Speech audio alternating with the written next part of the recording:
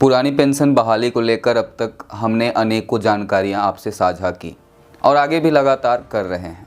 इस वीडियो में भी ओपीएस और एनपीएस को लेकर कुछ अहम जानकारी आपको देने वाला हूं। नमस्कार, मैं हूं आशीष और आप देख रहे हैं सोन प्रभात, जहां पुरानी पेंशन बहाली से जुड़े खबरों का सीरीज आपको लगातार मिल रहा है।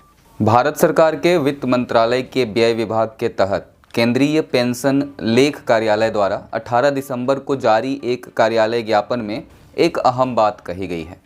वो बात क्या है? तो केंद्रीय सिविल सेवा पेंशन नियम 1972 अब केंद्रीय सिविल सेवा पेंशन नियम 2021 के तहत पेंशन या फैमिली पेंशन की प्रक्रिया पूरी होती है।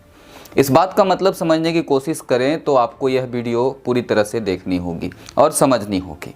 केंद्र सरकार में पुरानी पेंशन बहाली और एनपीएस को खत्म करने के लिए आंदोलन हो रहा है। सरकारी कर्मचारी जनवरी में भूख हड़ताल और उसके बाद अनिश्चितकालीन हड़ताल की तैयारी कर रहे हैं। दूसरी तरफ भारत सरकार के वित्त मंत्रालय ने ओपीएस व एनपीएस के बीच का एक अंतर खत्म कर दिया है। यहाँ एक अंतर क्या है उसे समझना हमारी प्राथमिकता है। समझिएगा, नेशनल पेंशन सिस्टम एनपीएस में इनवैलिड यानी कि विकलांगता पेंशन और फैमिली पेंशन के मामले में जो पेंशन भुगतान आदेश पीपीओ नंबर जारी होता है उसे एन सीरीज के तहत जारी किया जाता है। अगर ओपीएस से जुड़ा कोई केस है तो उसमें इस तरह का कोई अक्षर जिससे उसकी श्रेणी का पता चले जारी नहीं होता है। एनपीएस में पीपीओ नंबर जारी होता है तो उस वक्त एन लिखा जाता है। अब यह विभेद खत्म कर दिया गया है, यानी विकलांगता पेंशन या फैमिली पेंशन की फाइल पर पीपीओ नंबर जारी करते वक्त कोई विभेद नहीं होगा। अब एन श्रेणी हटा दी गई है।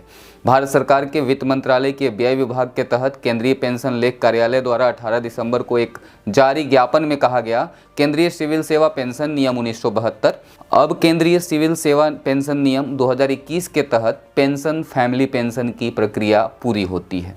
ओपीएस के तहत अगर कोई पीपीओ जारी होता है तो उसमें श्रेणी अंकित नहीं रहती है। एनपीएस और ओपीएस में फैमिली पेंशन व विकलांगता पेंशन पहले भी जारी होती थी।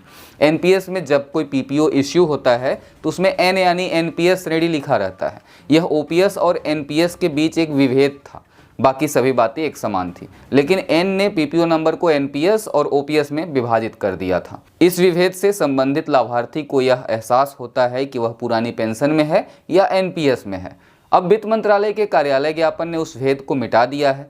अगर अब कोई भी इनवैलिड फैमिली पेंशन का पीपीओ नंबर जारी होगा तो उसमें एन नहीं लिखा होगा, भले ही कोई केस बोर्ड आउट होने का है या फैमिली पेंशन का है। अब पीपीओ जारी होने के दौरान ओपीएस वाला नियम लागू होगा। पीपीओ जारी होने में कहीं पर भी एनपीएस नहीं लिखा जाएगा।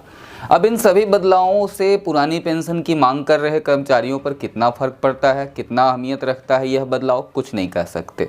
बहरहाल यह पुरानी पेंशन से जुड़ी यह जानकारी मुझे आपसे साझा करनी थी।